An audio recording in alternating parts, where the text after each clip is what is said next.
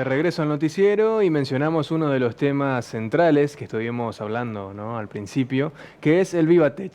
Justamente se dará el día de mañana en el anfiteatro y ya hay muchas propuestas al respecto, propuestas gastronómicas, así como también bandas en vivo. Y es un proyecto que la intención es exponer, así como también pensar y difundir nuevas tecnologías. Diego Carmona, quien es secretario de Turismo y de Desarrollo Económico de la Municipalidad, nos cuenta los detalles de este evento y cómo va de cara al fin de semana, ¿no es cierto?, hasta ahora los preparativos.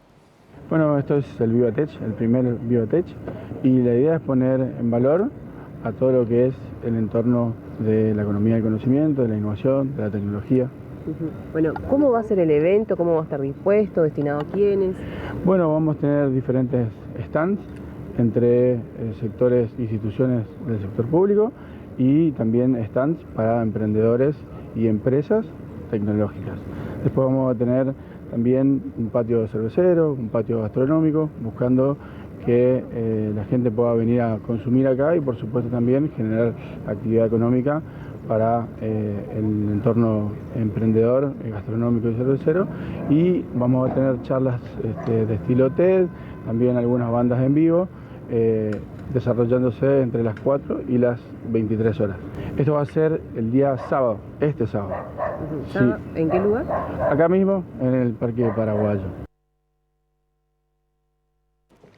Bueno, y tenemos que volver a hablar de economía, la economía que nos marca la vida el minuto a minuto, ¿no? Todos los días. Así que está con nosotros Gonzalo Acuña para hablar de diversos temas. Hola Gonzalo, ¿cómo estás? Bienvenido. Buenas noches Mariela, buenas noches Leo. Buenas noches, Gonzalo. Muy buenas noches a todos los televidentes, un gusto estar de nuevo aquí, otro viernes, para hacer un cierre de la semana analizando las principales variables de la economía. ¿Cómo no? Y ver a ver cómo está impactando este plan de estabilización que viene aplicando este gobierno ya hace más de 8 meses. Y bueno, y la idea es ver cómo impactan estas nuevas medidas que se fueron anunciando esta semana y cómo sigue la tendencia de las principales variables, a ver si en algún momento podemos llegar a tener una economía estable, o sea, sin inflación, y con un crecimiento sostenido que pueda permitirnos a todos tener un mejor poder adquisitivo, por ende una mejor calidad de vida. Así que vamos a arrancar hablando un poquito de la inflación.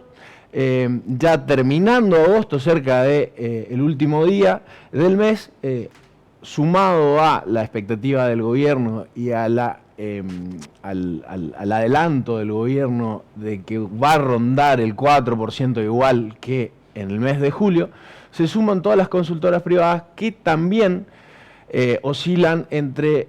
Sus estimaciones oscilan entre 3,8% y 4,2%, y por ahí alguna medio perdida, un poquito más, un 4,4%, pero la realidad es que va a dar muy parecido al mes pasado, así que bueno, al menos no viene incrementándose, y puede que dé un poquito más bajo. Ahora bien, la expectativa para el mes que viene, para septiembre, es que baje un poco más aún, principalmente por los anuncios de esta semana, que fueron que se baja este impuesto, el impuesto país, este impuesto que es creado, ¿no?, llamado para una Argentina inclusiva y solidaria, que en teoría termina su vigencia en diciembre, al reducir un 10% este impuesto exclusivamente a las importaciones. En teoría, y se espera que esto impacte en los precios de la economía y que al menos no suban, ¿no? Por ahí creo yo que sería como muy optimista que bajen los precios, pero al menos con que no suban, esto ya directamente impacta en el índice de la inflación y se espera que ronde el 3%, que sería como la expectativa del mercado inclusive, no solamente el gobierno, sino que los operadores del mercado también esperan que siga bajando.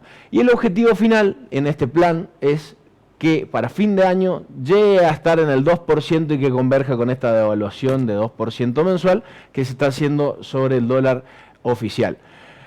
¿Por qué digo fin de año? Porque en teoría para fin de año se elimina el impuesto país, claro, y se saldría de las restricciones o de la mayoría de las restricciones al acceso a los dólares, entonces estaríamos como en una salida soft o suave y progresiva de lo que se conoce como el cepo, que en realidad el cepo son un conjunto, una sumatoria de restricciones y medidas que día a día o semana a semana, mes a mes, se van liberando muy gradualmente. Entonces, el plan de shock, yo siempre lo diferencio, ¿no? El gobierno tuvo un plan de shock, un ajuste muy grande en las cuentas públicas, que lo sufrimos y le pusimos el hombro todos los argentinos, ni bien asumió el gobierno, y una cuestión gradual en todo lo que tiene que ver con ir acomodando el comercio, principalmente el comercio internacional, que es de lo que estamos hablando.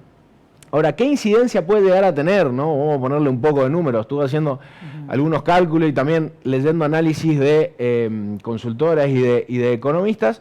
Puede llegar a tener un impacto entre el 0,7 y 0,8% en el índice de precio de consumidor. O sea, dijimos que este mes, o sea, agosto, va a dar entre 3,8 y 4%, ¿no? Y lo que se estima y lo que se espera es que llegue al 3% en septiembre, ¿no? Principalmente por esta baja.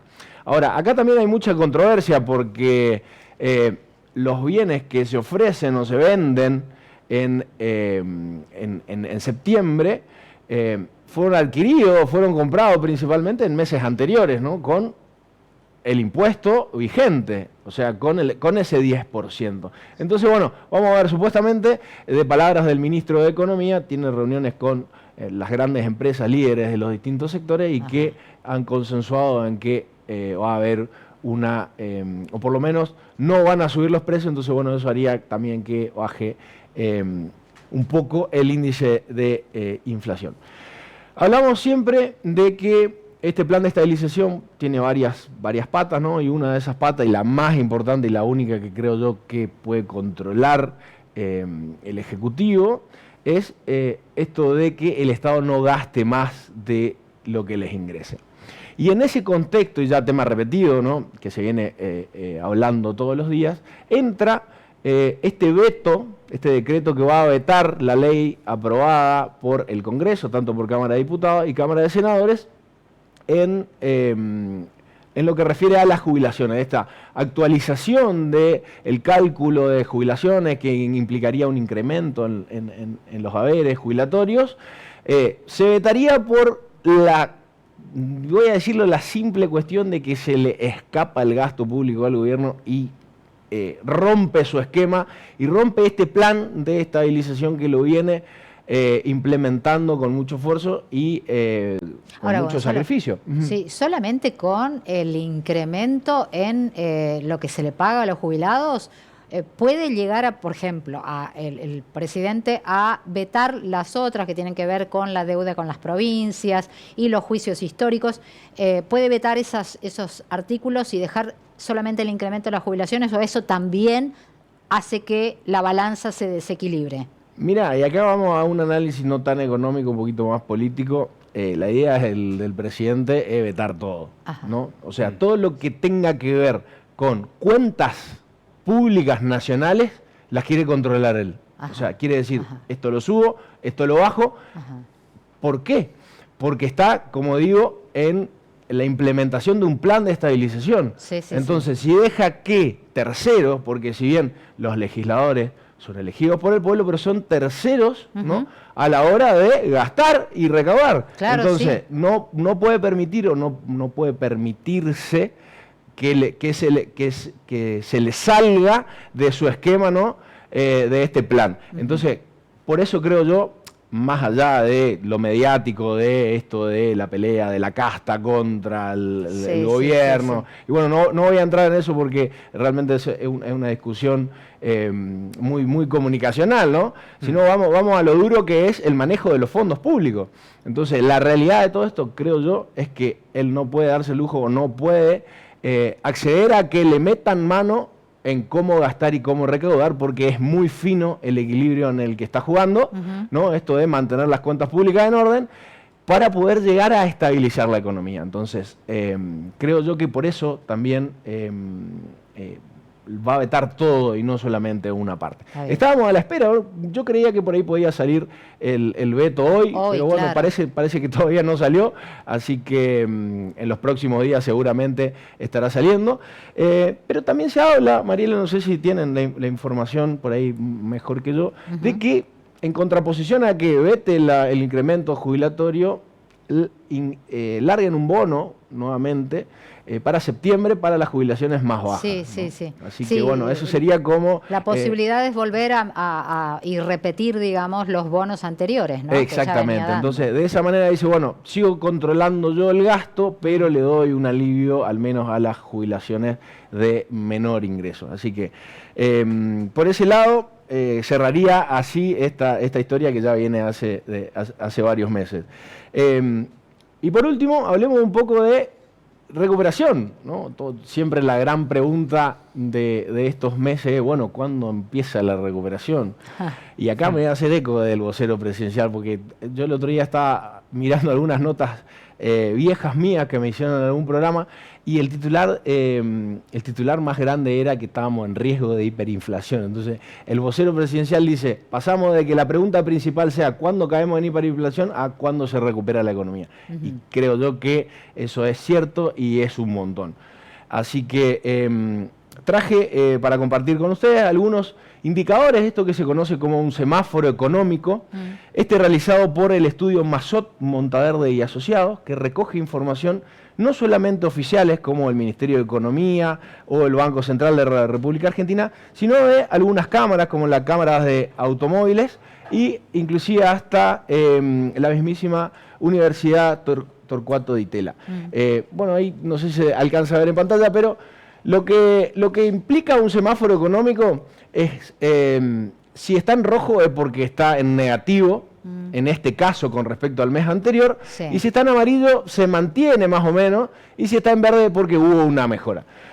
Ahí el primer mes que tenemos en pantalla es el mes de marzo. Si bien el mes de marzo estaba todo en rojo, veníamos en plena caída, o sea, los indicadores daban que estaban empeorando la situación con el correr de los meses, pero bueno, a poco ya abril dio un poquito más verde, mayo y junio volvió a caer un poco, se ven más amarillos, más rojos, y julio vuelve a estar, no solamente que vuelve a estar, sino que aumenta la cantidad de verdes, ¿no? Sí. Eso creo que no hay rojos, a nivel general. Por lo menos en estas variables o en estos sectores que están publicados. Podemos destacar ahí, por ejemplo, el primero, la recaudación del IVA, que tiene que ver con la actividad económica, ¿no? Si hay mejor actividad económica, el fisco recauda más en materia de ingresos de este impuesto, que es el IVA, ¿no? Impuesto al valor agregado, y tiene un incremento de un 5,6 con respecto al mes anterior. Después, a mí me gusta rescatarlo. Los créditos comerciales al sector privado aumentaron un 12%, eso es importantísimo.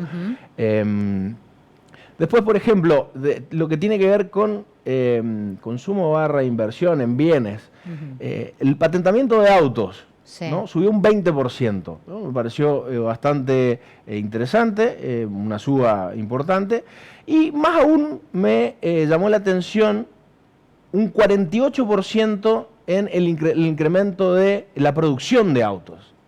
O sea, ustedes saben que las grandes automotrices no comen vidrio, y si incrementaron un 48% su producción, es que los vagos están estimando de que se va a seguir recuperando la economía y se va a seguir recuperando el poder adquisitivo de la gente.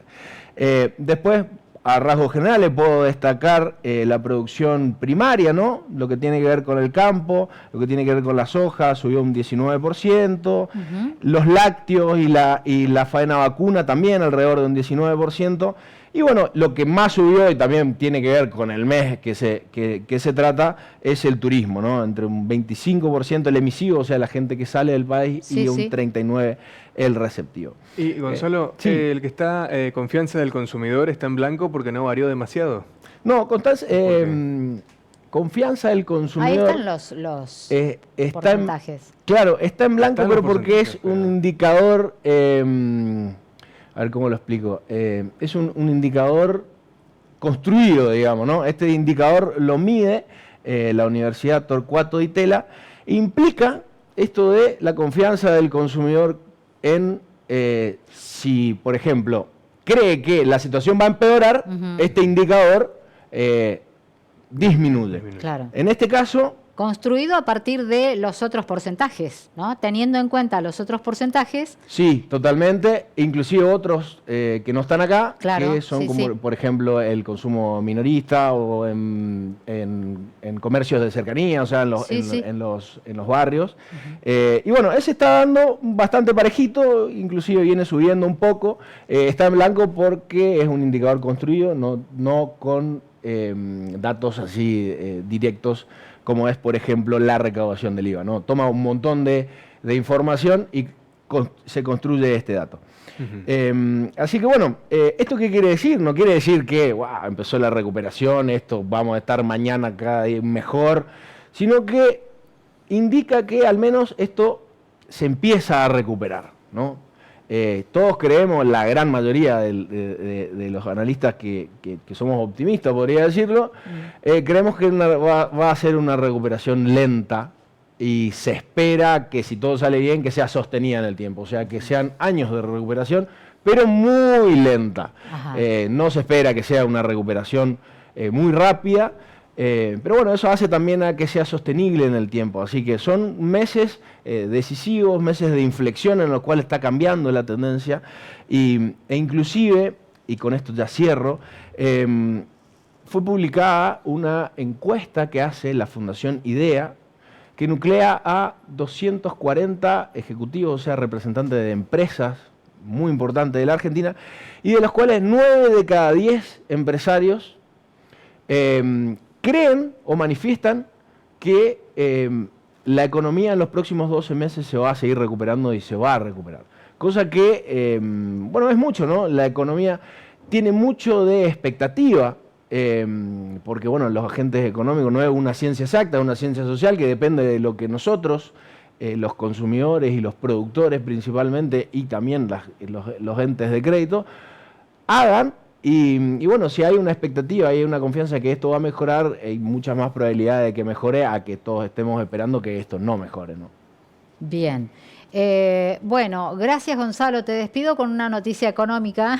Bueno. ¿Por qué? Porque dicen que como último momento, por ejemplo, van a aceptar en el caso del blanqueo, porque ya está publicado en el boletín oficial, que van a aceptar casas en construcción y modifican el régimen para bienes personales. No sé si lo tenías o no, pero bueno, te saludamos con una noticia. Espectacular. El tema, mirá, el tema de blanqueo está para hacer no una columna, un programa completo. Sí, pero ya no tenemos más tiempo. Hay Gonzalo. tanta información con el blanqueo, pero bueno, el blanqueo es parte de esta recuperación, así que bueno, mientras más beneficio le den a las personas que blanqueen, creo yo que es mejor, Sí. Así que bueno, bienvenido sea. Perfecto, muy bien. Gracias, Gonzalo. Gracias a ustedes y Buena aprovecho semana. para desearles a todos un muy buen fin de semana. Buen fin de semana, Igualmente. Gonzalo.